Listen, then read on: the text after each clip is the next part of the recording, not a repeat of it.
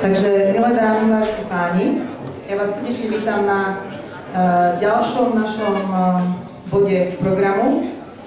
Budeme hovoriť o tom, ako by mohlo vyzerať naše vzdelávanie v budúcnosti a bude rozprávať o tom, myslím si, že osoba, ktorá sa tomu veľmi venuje, pani analytička Zimenová. A ja verím, že to bude veľmi zaujímavé, podnetné. Počúvajte pozorne a pripravte si otázočky, na ktoré nám veľmi rada potom odpovie v diskusnej časti. Nech sa páči.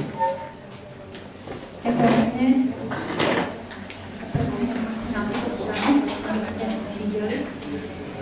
Dobrý deň prajem všetkým, ďakujem veľmi pekne za pozvanie, rada som ho prijala. Budem dnes hovoriť veľmi krátko o našej kampani a budem sa tešiť na vaše potom otázky a na tú diskusiu, ktorú budeme mať po tej mojej krátkej prezentácii. Chcela by som vám predstaviť teraz kampaň za rozprúdenie, väčšie rozprúdenie verejnej diskusie, ktorú sme spustili na Slovensku v tomto roku. Viedlo nás k tomu viacero vecí.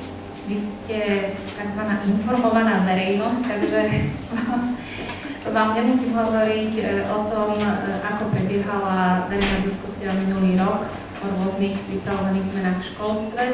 Zdala sa nám táto diskusia príliš krátka a príliš poklieštená a taká, ktorá nedokázala vtiahnuť do debát širšiu verejnosť. Jednoducho sa nám vidí, že tie diskusie, ktoré na Slovensku prebiehajú, stále prebiehajú len v učiteľských kruhoch, len na úrovni rezortu školstva a odbornej verejnosti. Domnievame sa, že je do nich vťahovaná veľmi málo rodičovská verejnosť a široká verejnosť vlastne na Slovensku a pritom vzdelávanie je vec, ktorá sa týka nás všetkých. Každý z nás chodil do školy, každý z nás sa s tou školou stretol, bez ohľadu na to, či vy teraz v tej škole pracujete, alebo nie každý ňou prešiel. Máme rodiny, máme deti, máme vnúčatá. Každého sa to vzdelávanie týka a každý by chcel, aby tá nastupujúca generácia mala dobrú školu, mala dobré vzdelanie a tie debaty o vzdelávaní a o jej budúcnosti, či už v blízkej alebo v ďalekej, prebiehajú veľmi plítko, veľmi sa obmedzujú na procesné záležitosti, na prevádzkové problémy škôl a veľmi málo rozmýšľame o tom, čo by sme chceli pre tie deti pripraviť, aby keď oni raz budú dospelé, tak naozaj boli dobre na tú dospelosť pripravené.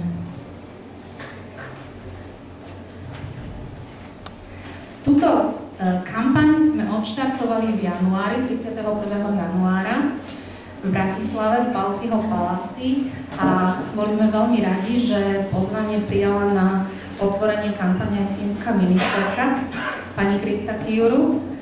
A mali sme to otvorenie v takom komornejšom duchu síce, ale boli to vlastne také raňajky aj pre médiá, aj pre širšiu verejnosť, aj pre expertov.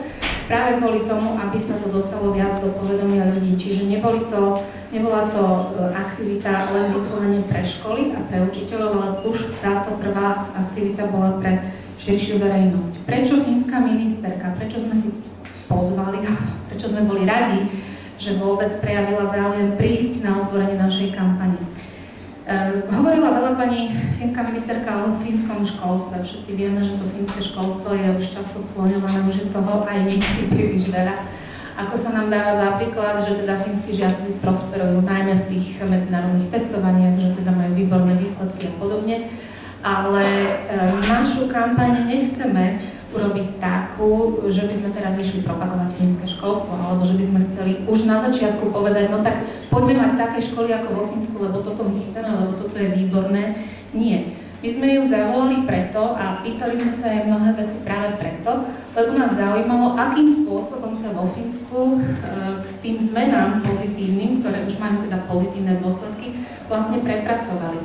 A to sme vedeli už minulý rok, keď sme tu mali ako hostia v rámci našej jednej aktivity Verejná komisia pre reformu vzdelávacej politiky. Mali sme tu hostia z Fínska, pána Lea Pachkina, ktorý nám veľa vtedy rozprával o tom, ako prebiehala verejná diskusia vo Fínsku. Že tá verejná diskusia vo Fínsku bola kľúčová na to, aby sa tam vôbec podarili tie reformné zmeny naštartovať tak, aby počas tých 10-15 rokov sa školy zmenili na také miesto, v ktorom keď sa tie deti ocitnú, tak podávajú také výkony, aké ich vlastne podávajú dnes. Pani Krista Kiuru hovorila teda o tom, že čo bolo tým nejakým štartom k tomu ich úspechu, alebo čo bolo predpokladom toho, že sa naozaj u nich podarilo zmeniť to školstvo tak, ako vyzerá dnes. V prvom rade mali jasnú víziu reformy vzdelávania, niekedy pred 20 rokmi naozaj to bol beh na dlhú trať, čiže tá reforma trvala veľmi dlho, ale povedali si jasnú víziu s jasným cieľom.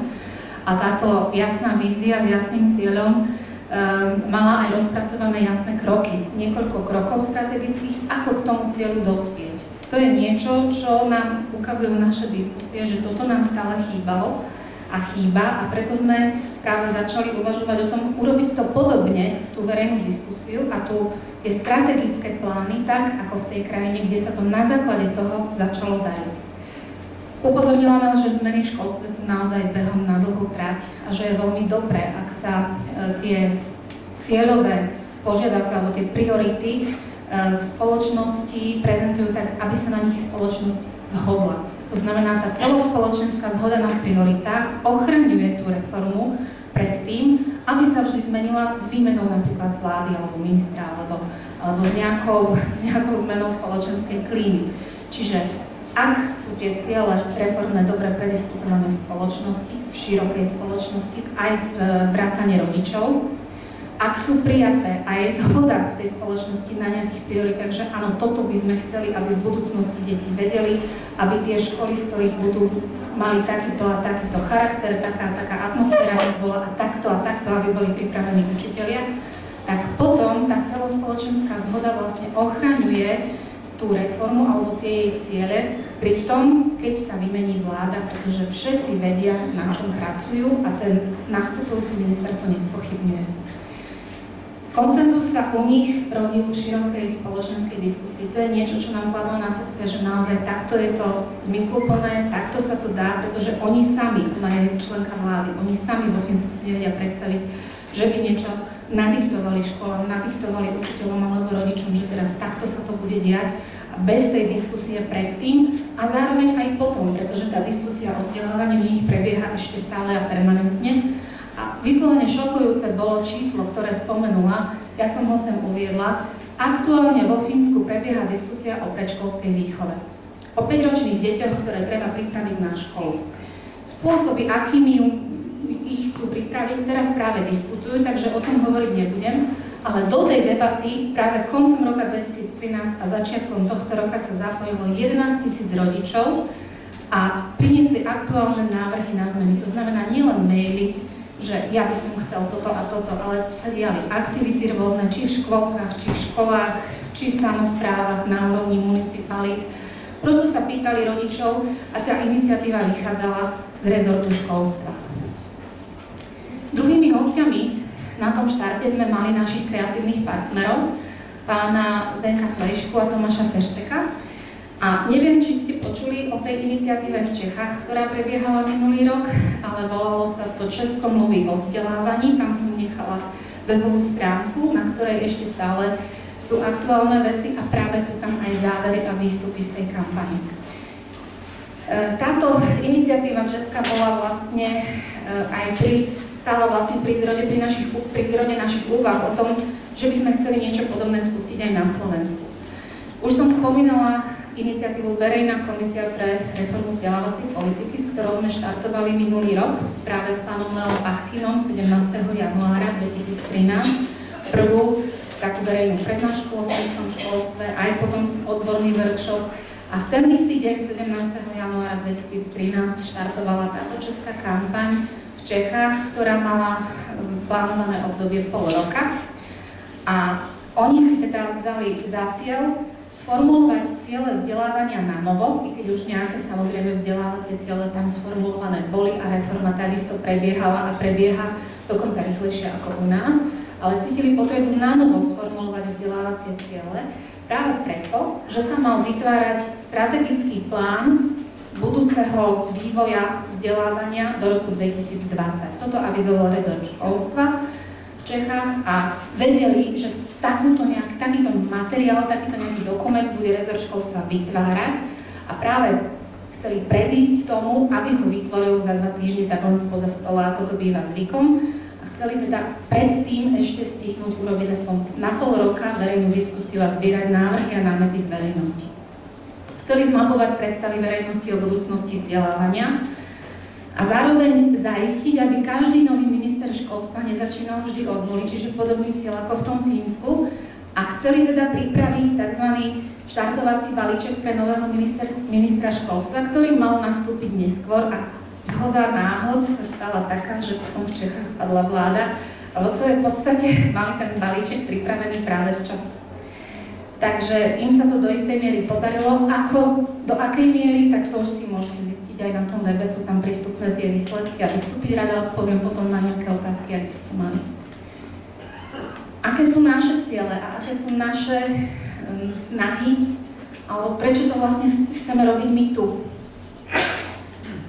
To som už spomenula na začiatku, že pravdepodobne by sme sa zhodli teraz na tom, a budem sa na to pýtať aj v tej diskusii, či máte ten istý pocit, ale tá verejná diskusia u nás je naozaj veľmi slabá. Takže ak platí to, čo sa udialo vo Fínsku, že teda len vo verejnej diskusii, len v široko prediskutovaných témach sa vieme dohodnúť a vieme urobiť nejakú spoločenskú zhodu, tak potom tu tá verejná diskusia chýba a sme pripravení vytvoriť priestor na ňu a chceme vytvárať priestor na ňu. Chceme otvoriť viacero tém zároveň, ktoré ostávali v doterajších diskusiách opomínané. Veľa sa hovorí o platoch učiteľov, veľa sa hovorí o financovaní, veľa sa hovorí o obsahu vzdelávania. To sú prosto čiastkové témy, ktoré sa často tematizujú, ktoré prídu do verejnej diskusie, aj v tých médiách chvíľu odznejú a potom zase zaniknú a potom sa k tým zase niekto vráti, alebo aj nie. Ale vzdelávanie je veľmi široká téma, ktorá má množstvo oblastí, ktoré spolu navzájom súvisia. A nikdy sa nestalo, že by niekto tematizoval tie oblasti v tom správnom poradí, respektíve v takom kontexte, do ktorého naozaj patria. Že teda tie veci naozaj majú svoj súvis a poďme sa rozprávať o tom, že keď tuto pohnem v systéme jednou vecou, tak sa mi potom rozkolíšu ďalšie 2 veci a tá tretia mi možno spadne, alebo naopak, možno ju opravíme. Ale poďme sa o tom rozprávať takto. Budeme sa snažiť stavať do centra záujmu detí a tínedžerov. To je ďalšia vec, ktorú sme si všimli na doterajších priebehoch verejných diskusí. Veľa sa hovorí o školách, o zriaďovateľoch škôl, či majú byť štátne, či súkromné, či majú byť 8-ročné gymnázia, alebo či má byť racionalizácia siete, alebo nemá byť racionalizácia siete, či malotriedky majú opodstatnenie, nemajú opodstatnenie. Veľa sa hovorí o budovách. Naozaj o budovách, o prevádzke, o tom, či to je drahé, ako ušetriť, ako to spravovať a financovať efektívnejšie. Veľa sa hovorí o učiteľoch, o tom, že nemajú úctu, že potrebujú zlepšiť spoločenský status, že potrebujú byť lepšie zaplatení. To všetko platí. To všetko platí, ale veľmi málo sa hovorí o tom, čo potrebujú deti. Ako debaty o deťoch tu prakticky nezaznievajú. Ak, tak len o tých problémových, a len o tom, ako s nimi, aby nenarušovali to, čo sa v škole má robiť. Čiže nie ako im ísť v ústrety a ako s nimi pracovať tak, aby sa im pomohlo, ale ako treba pomôcť všetkým ostatným, ktorých rušia. Chceli by sme zmapovať predstavy verejnosti o možných scenároch vývoja vzdelávania v budúcnosti. To znamená, neprinášame žiaden koncept, že toto je správne. Dokonca hovoríme, ani to Fínsko nemôže byť vzorom takým, že teraz to zoberme a prekopírujme, to prosto nejde. A nič nejde prekopírovať. My si musíme vytvoriť vlastnú predstavu o tom, kam smerujeme a čo chceme vlastne. A chceme sa pýtať ľudí v jednotlivých mestách, v obciach, v regiónoch, po celom Slovensku, aké sú ich predstavy. Ale to má byť naozaj široká verejnosť, čiže nielen učiteľov, nielen zriaďovateľov škôl, ale aj rodičov, starých rodičov, samosprávu, aktivistov v mimovládkach v neziskovom sektore, ktorí v tom danom regióne pôsobia, rôznych zástupcov, rôznych združení, organizácií a podobne. Tieto mapy, ktoré by nám mali vypadnúť z tých rôznych aktivít v regiónoch Slovenska, chceme potom zozbierať a sfinalizovať do jedného výstupu, ktorý nazývame pracovne zatiaľ Atlas predstav verejnosti o budúcnosti vzdelávania na Slovensku. Sami nevieme, čo nám v tom atlase vyskočí a ako ho vlastne vytvoríme, čo sa tam v ňom objaví. Sami sme zvedaví, ale rozhodne sa o to chceme pokúsiť. A potom tie očakávania verejnosti by sme veľmi radi premietli do konkrétnych návrhov na zmeny. Samozrejme, v nejakej diskusii odbornej musia byť tie návrhy verejnosti a tie predstavy verejnosti preosiaté, prediskutované a práve toto by sme chceli naozaj urobiť aj my a naozaj pripraviť niečo ako štartovací balíček aj my pre tú nastupujúcu vládu.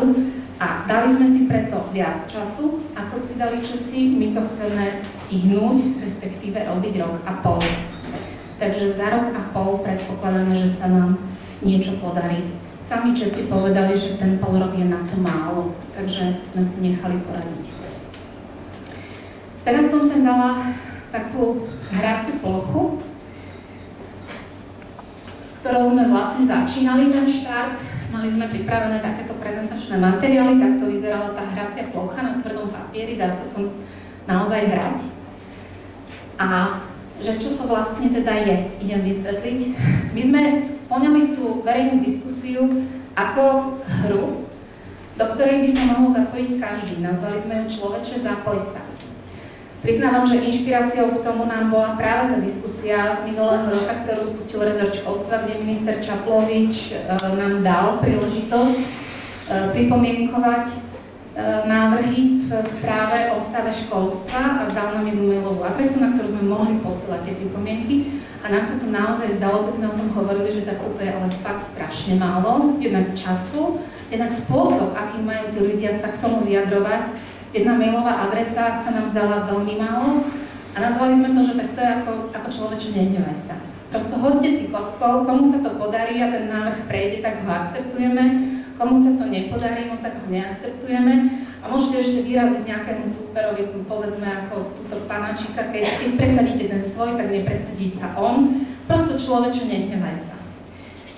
Tak sme urobili niečo, čo by malo mať zmysel väčší a lepší pre verejnosť a malo by ich to podnetiť k tomu, aby sa naozaj do tej diskusie zapojili. Samozrejme, že k tej hre Človeče, zapoj sa, a myslíme ňou symbolicky tú verejnú diskusiu touto hrou samozrejme, tak sme tam naznačili už témy, ktoré chceme otvárať. Sami vidíte, že tam nie sú témy, ktoré by napríklad hovorili o obsahu vzdelávania, o tom, aké predmety sa majú učiť, alebo či má byť 70% povinného a 30% nepovinného obsahu vzdelávania a podobne. Ale takto sa nám to zdá, že to môže byť lepšie pochopiteľné aj verejnosti a že aj celková téma vzdelávania, pokiaľ by bola otváraná v takýchto témach širších, komplexnejších a vo vzájomnom kontexte, mohla by byť aj pre tú verejnosť lepšie uchopiteľná, mohla by byť lepšie uchopiteľná aj pre odborníkov a koniec koncov potom aj pre politikov, ktorí tú verejnú politiku musia nejakým spôsobom naozaj zrealizovať. Keď hovorím o tom, že je to symbolicky ako verejná diskusia, tak sme vytvorili aj pravidlá hry. Všetko to máme na našom webe kampane, dá sa to stiahnuť, dá sa to tam nájsť. A tie pravidlá hry sme zase zmenili oproti hre Človeče, nehnevaj sa.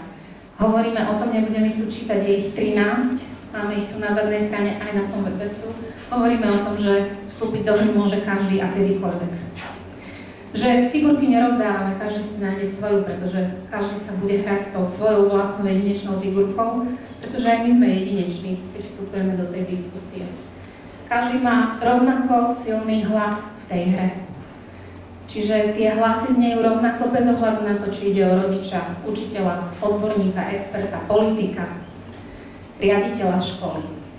Ale sa navzájom nevyhadzujeme, ale navzájom sa počúvame, navzájom sa podporujeme a snažíme sa si porozumieť, kladieme si otázky, môžeme sa sporiť, ale iba za istých podmienok a okolností, ktoré neprekročia hranice slušnosti.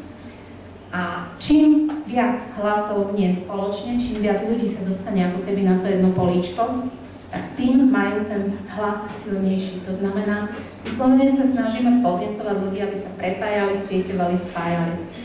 Nebudem ich tu čítať, ale v tomto duchu sme vytvorili vlastne pravidlá verejnej diskusie, ktoré musím povedať zatiaľ, čo sme robili tie aktivity, sa nám ukazuje, že celkom dobre fungujú, pretože naozaj udržiavajú veľmi korektnú atmosféru v tých diskusiách. Spustili sme už prvé aktivity.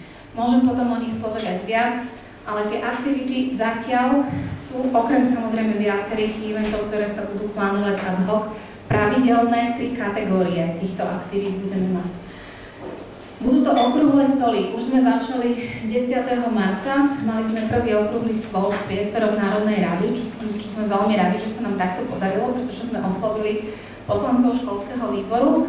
A len sme sa ich opýtali, pretože áno, ideme robiť takúto diskusiu a či by boli ochotní nejako nám v tom pomôcť a vytvoriť nám na ňu priestor, pretože ideme naozaj s veľmi low budgetom, nemáme za sebou žiaden projekt, žiadne veľké financie. Takže ide o to naozaj zapáliť tých ľudí, ktorých to zaujme a spoločne s nimi takéto veci riešiť a organizovať. A mali sme to šťastie, že naozaj sa to podarilo, aj tí poslanci prišli a ponúkli nám malé síce, ale konferenčné priestory v Národnej rade. Takže tým vlastne ponúkli tú parlamentnú pôdu verejnosti, čo bol taký tiež symbolický akt a my sme to veľmi radi využili.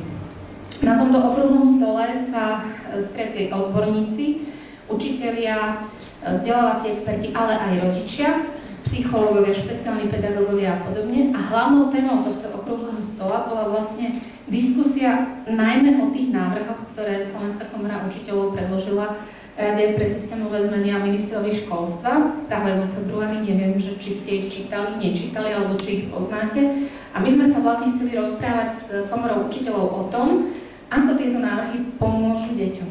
To znamená, ak by sa podarilo ich zrealizovať, ako sa zmení život detí v školách a ako im to prospeje, ako im to pomôže lepšie v tých školách podávať teda lepšie výkony a lepšie sa cítiť. Druhá kategória aktivít, ktorú ideme robiť a ktorú robíme, sú workshopy pre deti v školách. Máme za sebou akurát predvčerom prvý. Boli sme v Šamoríne, v základnej škole Mateja Bela a mali sme 2-hodinový workshop s deckami z 9. ročníka. A mali sme vlastne s nimi, tiež sme preberali tú tému a diskutovali sme o tej budúcnosti. A chceli sme navodiť takú situáciu, že ako by si oni predstavili v roku 2040, že sú dospelí, majú tak 35, ťahajú pomaly na 40, majú deti. Do akej školy by tie deti chceli doviesť? No a bolo to úžasné. Tie deti sú naozaj ako neuveriteľné, takže tiež môžem potom v diskusii, pokiaľ by ste mali záujem, toto je len jeden z flipchartov, ktoré dokázali za 2 hodiny nepripravení deviatáci vytvoriť. Takže oni naozaj, ich to chytilo a oni samozrejme, že aj uleteli, samozrejme, že aj úplne neuveriteľné veci, až také provokatívne tam hádali, že čo sa stane, ale dokázali s tým pracovať a dokázali vytvoriť takéto veci. No a vždy v tom dni, kedy ideme do obeda do školy, tak vlastne popoludní v tom istom meste robíme workshop pre verejnosť. Urobili sme to aj v Šamoríne, verejnosť nám prišla. Napriek tomu, že sme nemali nejakú veľkú, nejaké PR aktivity k tomu, ale sme sa snažili osloviť osobne všetky školy, samozrejme učiteľov, riaditeľov škôl a najmä mimovládky, ktoré sú v tom meste a okolí aktívne, samosprávu. Prosto išli sme takto osobne a nechávali sme ľudí naozaj, aby si vybrali, či sa toho workshopu chcú zúčastniť, aby to nebolo akože účasť na základe inštitúcie alebo teda príslušnosti k nejakej organizácii. Toto sme my nechceli, tam sme to vždy vysvetlili a skutočne sa nám podarilo, že prišli len takí ľudia, ktorí o to mali záujem a dokonca aj vedúci školského úradu, keď prišiel, tak sa zapojil a ostal tam s nami a normálne pracoval, pretože vedel, čo ho čaká. Neprišiel tam ako zástupca samosprávy, ale prišiel tam ako Štefan Vajaš, ktorý si tam sadol s nami a pracoval. Takže v tomto to bolo výborné. Vidíte, že tam už sa objavuje znova tá plocha, to len na vysvetlenie, tá hracia plocha, my sme ju dali urobiť tak, že na každý ten workshop ju donesieme, rozprestrieme a ona vlastne nejakým spôsobom nám tam pomáha vykolikovať ten priestor aj mentálne, nielen teda naozaj fyzicky, aby tí ľudia mali pred sebou stále, o čom hovoríme a prečo o tom hovoríme. Sme sa snažili vyzdobiť, toto je kultúrny dom v Šamoríne, sme sa snažili ho vyzdobiť, aj to tak budeme robiť. Chceme vedieť viac o budúcnosti vzdelávania, máme tam tento roll-up.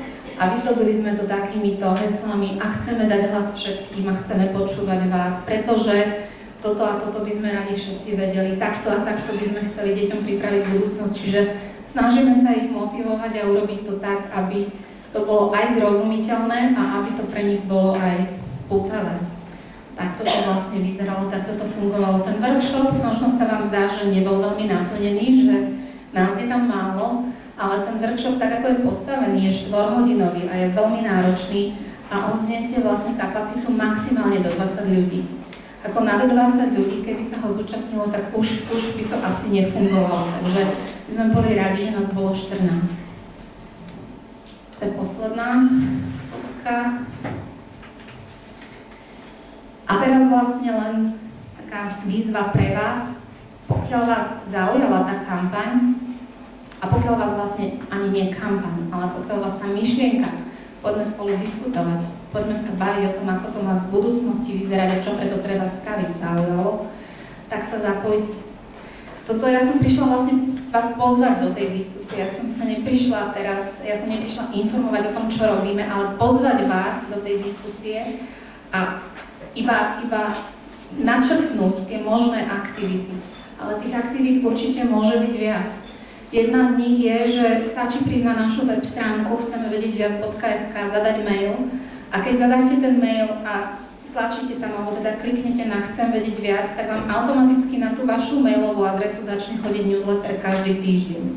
Newsletter znamená, že my sa snažíme zachytiť všetky novinky, ktoré sa v školstve udiali za ten týždeň. To znamená zo strany aj rezortu, iných inštitúcií, iných organizácií, školské veci, prosto všetko, čo sa za ten týždeň zaujímavé stane. Nie úplne všetko musíme urobiť výber, lebo inak by to nikto nečítal, niekedy sú tie týždne také plné.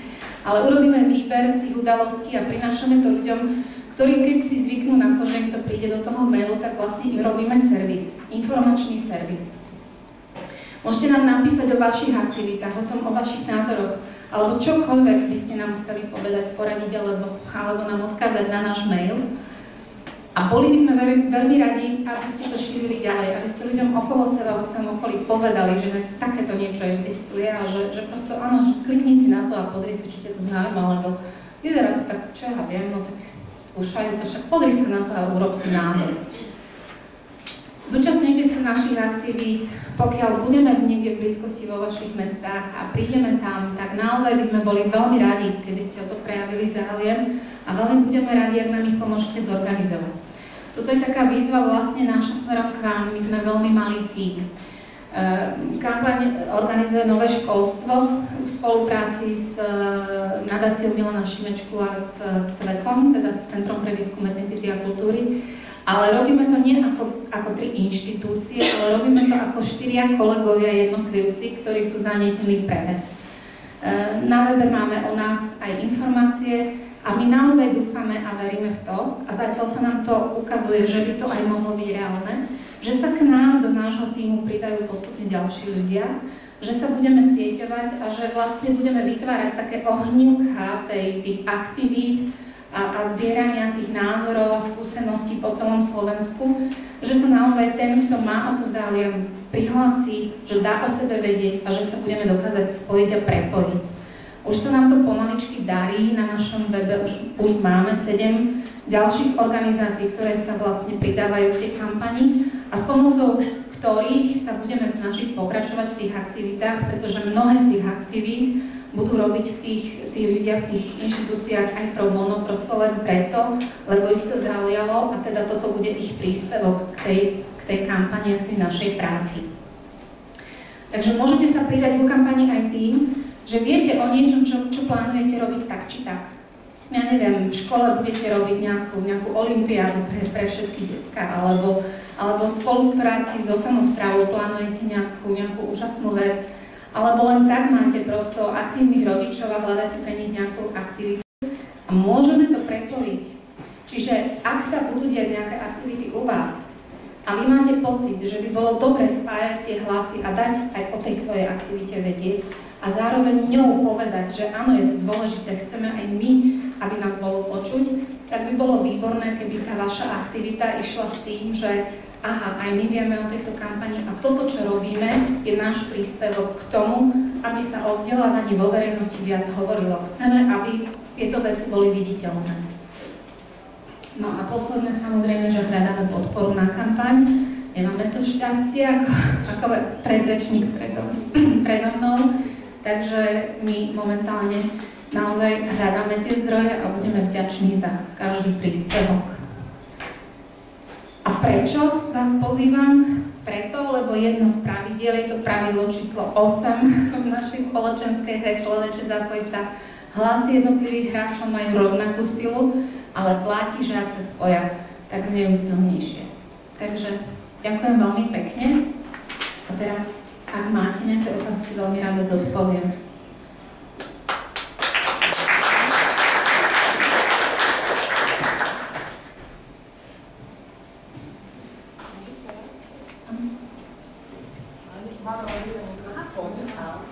A ešte sa aj kopeme. Mne sa tu táto myšlienka teda veľmi páči, niekoľkokrát ste spomenuli teda zapojenie tej širokej verejnosti, keď som trošku v tomto smere skeptická, aj keď som v podstate optimista, že tú našu verejnosť zapojiť bude asi dosť problematicky, keď to máte veľmi pekne premyslené. A chcem sa opýtať, možno je to ešte taká ďalšia budúcnosť, ale tiež ste spomenuli, že ten balík, keby sa nejaký balíček pripravil, tak ho odozdať ministrovi, ktorý by sa s ním v podstate mal stotožniť. A či ste už aj nejakým spôsobom hľadali nejakú osobu, ktorá by možno mohla takéhoto ministra ale kto by mohol byť takýmto ministrom, ktorý bude takýmto myšlienkám prístupný, lebo ja si myslím, že na tom ministrovi to je teda dosť má to teda dosť veľkú váhu a ešte samozrejme, ako sa s tým stotožní vláda. No, tak ale skúsme s tým ministrom začať. Neviem ma počuť. Tak vy ste preskočili rok a pol. Nie, nad týmito otázkami sme sa vôbec nezamýšľali, pretože to sa ani nedá. V prvom rade treba rozprúdiť tú debatu. To je prvý krok. Ak sa rozprúdi tá debata o verejnosti, a tá verejnosť je naozaj apatická, tak ako pán Boledovič hovoril, tá verejnosť u nás je veľmi apatická, čiže my musíme najprv vyvinúť úsilie, aby si nás vôbec, nie nás, aby si vzdelávaní ľudia všimli, že je dôležitá vec. Na okrúhlom stole odznela taká veta, že vzdelávanie nám ohrozuje už budúcnosť. Že my už na to vzdelávanie v podstate v tej verejnosti je taká apatia, letargia, že my už na to vzdelávanie sme úplne rezignovali. My už sa naozaj rozprávame len o prevádzkových veciach. Ale pokiaľ sa nezačneme o ňom rozprávať inak, tak tie deti nebudú mať tú budúcnosť veľmi ružovú. Ak sa nám toto podarí v tej verejnosti, tak sa potom postupne začne legitimizovať ten hlas tej verejnosti práve tým, že začne byť cítený nejakými konkrétnymi návrhmi a predstavami. Ak my získame od čo najväčšieho spektra ľudí ich predstavy o tom, ako to má vyzerať, a my veríme na druhej strane, že tie predstavy možno v niečom budú veľmi podobné, v niečom budú totálne rozdielne, samozrejme, lebo sme každý iný. Ale už teraz sa ukazuje z tých málo podujatí, ktoré sme urobili, že mnohé veci zaznievajú či v odbornej verejnosti, či v rodičovskej, či v učiteľskej. Prosto zaznievajú, že tým deťom treba isté veci, ktoré teraz momentálne nemajú. Tak keď sa nám podarí zozbierať čo najviac tých hlasov, tak naraz tie požiadavky získajú na legitimite. Predpokladáme, že čím viac hlasov zaznie, čím budú tie výstupy z tej kampane nejakým spôsobom prezentované ako čo najväčšie spektrum názorové naozaj verejnosti a širokej verejnosti, tým väčšiu legitimitu získajú návrhy alebo požiadavky na stranu politikov, ktoré bude verejnosť klásť. To znamená, za rok a pol, ak sa toto podarí, tak tie požiadavky, ktoré my naozaj spracujeme do takej podoby, aby bola zrozumiteľná, aby to bolo jasné, nebude to jednoznačné, že toto je ten recept, ktorý musí každý prijať, aby sme mali dobré školy, ale bude to zrejme v nejakom pásme od do. Keď urobíme toto, tak sa stane toto, ale môžeme to aj takto a potom sa stane toto. Vyberte si, ale urobíme to a dáme to na stôl politikom práve pred tými parlamentnými voľbami. A my sa nádejame, že niekto potom chňapne. Že ideálne by bolo, keby si na tom niekto urobil predvolebnú kampaň. že toto chce verejnosť, toto chcú ľudia, ja ich počúvam a ja sa to budem snažiť naplniť. Ak sa toto podarí, tak podľa mňa by to mohlo ísť aj samo a nemusíme manipulatívne hľadať jednu osobu, za ktorou budeme chodiť po nociach vyklopávať, aby si to osvojili. Nemyslela som, že niekoho teda už ako manipulovať, ale možno mať nejakú predstavu. Vidím ruku hore, tak ja idem s mikrofónom. Anička? Ja som urobila jednu takú malú aktivitu, ktorú by som odporúčala asi vo všetkých zborovniach. V zborovniach sa stále vrfle. V každej zborovni, tak som dala na stenku papier, chceme vedieť viac, a kto vrfle, tak to tam musí napísať. A potom vám Zuzka pošlem ten papier. Ja sa teším. Myslím si, že to je veľmi jednoduché a učiteľia buď prestanú vrflať, alebo začnú byť konkrétne a začnú dávať podnety. Ďakujem veľmi pekne. To je pekná aktivita a zase závisí len od toho, že aký riaditeľ sa na tej škole nachádza, lebo niektorí riaditeľia neznášajú, keď učiteľia frflú. Takže pán riaditeľ, nech sa páči. Ďakujem veľmi pekne. Ja teraz práve naopak ako predtým kriticky teraz chcem pochváliť, že toto sa mi veľmi páči. Tento projekt sa mi veľmi páči, len teraz neviem, prečo máme iné signály z ministerstva, keď sme boli na porade, že už v roku 14-15 začali tie zmeny, že sa vrátime kdesi naspäť k tomu, že sa nadiktujú, ktoré predmety budú v ktorom ročníku. Či tá diskusia už nebude potom povede, že niečo urobíme a až potom budeme o tom diskutovať. To isté. Od roku ďalšieho, 1915, má byť nové financovanie. Na triedu vysvetľujú, ale na aký spôsob. A zasa to nepôjde spätne. My sme sa mali najprv dohodnúť, ako ste hovorili, aké chceme financovanie. Či chceme tie predmety vôbec naspäť, alebo nechceme. To je výborná myšlienka. A môžem z našej praxe taký príklad jeden vám dať. Rozoberáme teraz smerovanie školy. Boli sme zameraní na cudzie jazyky a už viete, že vyšlo, že ten druhý cudzí jazyk už nebude. Že bude len jeden cudzí jazyk, tak už sme urobili prieskum rodičov, že či chcú, či nechcú druhý cudzí jazyk. My ho už máme zavedený od 5. ročníka. Lebo vtedy vytvárame nové triedy z okolitých dedín, aby sme v 6. znovu museli meniť. Tak preto už od 5. ročníka a teraz prieskum nám napríklad z jednej obce, kde máme 7 žiakov, z jednej obce máme asi 7 obcí, tak výsledok bol taký, že chcú už v 5. ročníku, chcú 2 cudzie jazyky a všetci chceli angličtinu a ruštinu. Takže aj to je už ako späť názory. Ďakujem za pozornosť. My optimisti vravíme nikdy nie je neskoro, čo nám to pani Zimenová. Ďakujem pekne, my si to uvedomujeme, ja len veľmi krátko poviem, áno, presne toto je ten tlak, v ktorom sme sa ocitli a s ktorým pracujeme a pracujeme s ním tak, že cieľom kampane je naozaj vytvoriť nejaký ten cieľ do budúcna, nejakú stratégiu, víziu, dokonca víziu. Nebudeme sa to nazvať ako slovo vízia, už začína mať, alebo má na Slovensku pejoratívny význam, ale prečo? Ako vízia je v podstate pekná vec.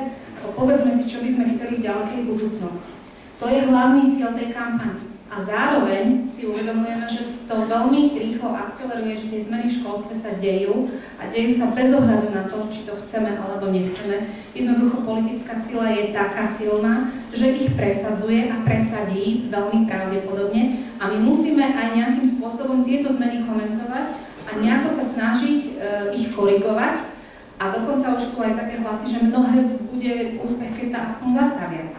Takže, a to sú tie dva druhy aktivít. Workshopy o budúcnosti s verejnosťou a s deťmi v školách je jeden druh aktivít. Okrúhle stoly na aktuálne témy a na diskusiu na aktuálne témy je druhý okruh aktivít, ale i tam chceme sa pýtať na to, na každý ten jeden návrh, ktorý padne, či už zo strany rezortu alebo aj z dola, chceme sa pýtať na to, ako to pomôže deťom. To znamená, že v rámci tej kampane budeme diskutovať aj aktuálne prebiehajúce zmeny, aj legislatívne zmeny, aj prichádzajúce návrhy zákonov, ale vždy to chceme fokusovať práve na to, ako sa to dotkne detí. To znamená, veľmi málo sa rozprávajme o budovách, opustíme už túto tému v rámci kampane, ale rozprávajme sa o tom, či tie konkrétne návrhy, aj tie učiteľské, ktoré smerujú povedzme z tej SKU, či to naozaj je cielené na tie deti, či im to pomôže alebo nie. páči. Ďakujem. Ahoj Zuzka, my sme sa ešte nestretli, takže chcem pozdraviť. Mne sa páči presne tá vec, ktorú si povedala o tom, že zacielime na deti. A ja vidím v tom ešte jeden efekt, ktorý nie je len v tom, že aby sme povedali víziu, čo chceme, ale niečo, čo ja už dlhodobo hovorím, že tu je vo verejnosti nie je dopyt po kvalite. A týmto rozhovormi, tým workshopy s verejnosťou môžeme ten dopyt vytvoriť. Vytvorenie toho dopytu po kvalitnom školstve je podľa mňa ďalší efekt tejto kampane. A teda ako si povedala, nemám žiadnu otázku, len chcem povedať, že ako si povedala, že nás pozývaš do diskusie, tak ja chcem vás štyroch pozvať do Banskej Bystrice a dávam priestor vám štyrom našej škole ten workshop pre deti a v Banskej Bystrici komplet všetko zorganizujem. Chcem vám, aby ste prišli nič veci. Ďakujem veľmi pekne. Super ponuka, veľmi si to vážim. Prosím, ďalší odvážlivec alebo premýšľavec.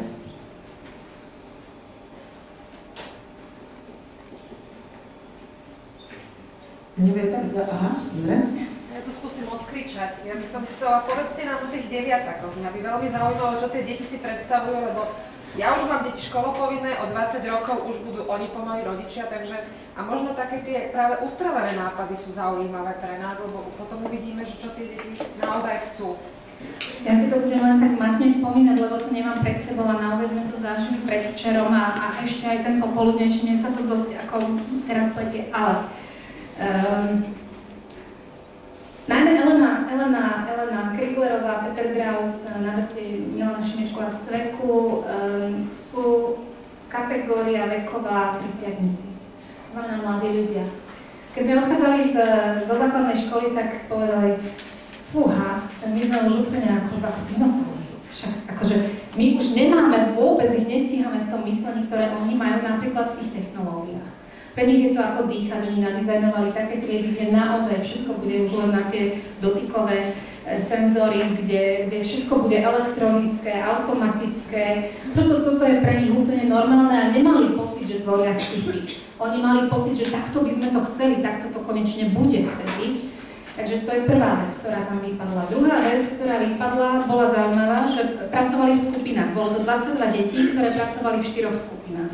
V každej z tých skupín sa objavil taký fenomén, že nepotrebujeme učiteľa.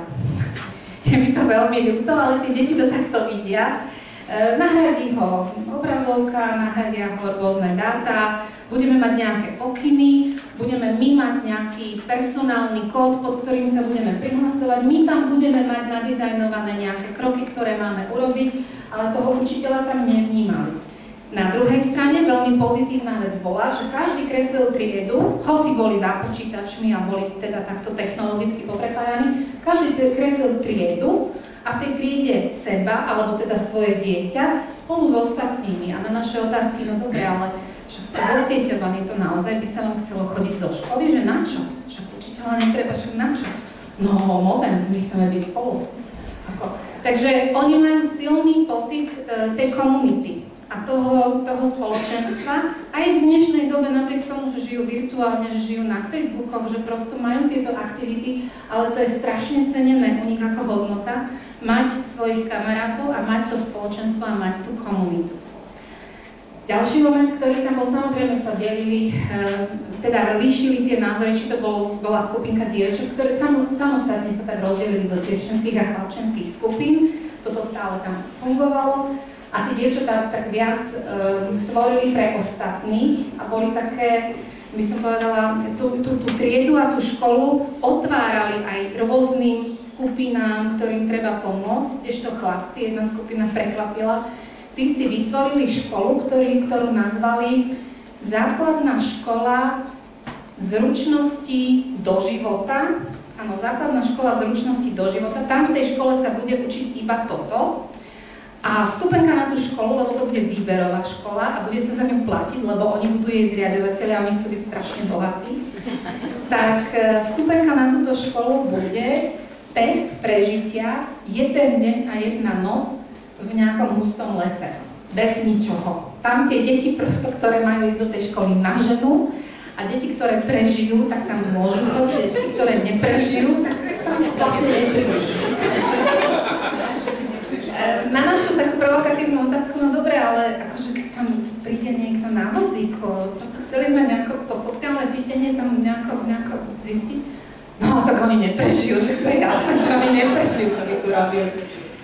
Predsa len nám nedalo hovoriť, a predstavte si, že náhodou prežije, čo potom? Aha, no spravíme mu rampu. Takže ako tí decká, oni naozaj uvažovali, ja viem, že oni tvorili v podstate sci-fi príbehy, ale oni to tam niekde v sebe majú. A dá sa s nimi pracovať a naozaj tie predstavy boli na tých pri papieroch tie predstavy sú, my ich budeme spracovať a my s tým budeme ďalej pracovať a sú zdokumentované, my ich aj budeme ďalej ukazovať, kde budeme chodiť. Ale tie ich predstavy neboli len uletené, oni boli aj také, aké by to naozaj chceli mať, pretože hovorili o tom, že keď už tam sa teda uvolili, že nejaký učiteľ bude, že chceli by, aby ten učiteľ bol milý, aby na nich nekričal. To tam všetko, ten podtext tam bol toho, čo zažívajú teraz a čo nechcú, aby zažívali ich deti. Čiže my to spracujeme, ja vám teraz neviem povedať presne čo všetko, ale bolo to strašne milé, vtipné, ale bolo to aj realistické a poučné. Už aj dneska vo svete existujú rôzne školy a celkom možno raz aj tie budova. Škola ako budova možno nebude. Ale keď vy teraz hovoríte o sci-fi, tak ja si spomeniem na svoje detské časy, keď som tiež mala nejakú prácu a pani učiteľka povedala, že to je sci-fi, hej. A dnes to už naozaj nie je sci-fi. A ja už patrím teda viac menej do starého železa, ale vy o takých tých 20-30 rokov ani netušíte, čo ešte vlastne ako tie technológie pôjdu ďalej a čo sa budete musieť ešte aj vy ako učitelia naučiť. Takže treba byť naozaj otvorený, treba stále mať kontakty, ale v tých sci-fi nápadoch oni boli neobmedzené aj tým, že nemali nejaké hranice finančné. Áno, my sme to tak dokonca zadali, že ako môžete to tvoriť tak, že nemáte finančné problémy. Čiže financie nás v tej chvíli nezaujímali, samozrejme, ale rozprávali sme o roku 2040. Takže veľmi ťažko si môžem predstaviť, ako to vtedy bude. Takže len dúfajme, že 2040 budú vlády ústretovejšie voči školstvu a tých financií bude dosť. Otázočku ešte má niekto?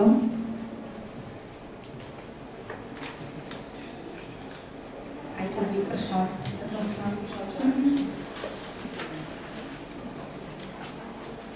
No už. Tak sa poďakujeme pani Zmenovej, myslím, že si zaslúži aj náš.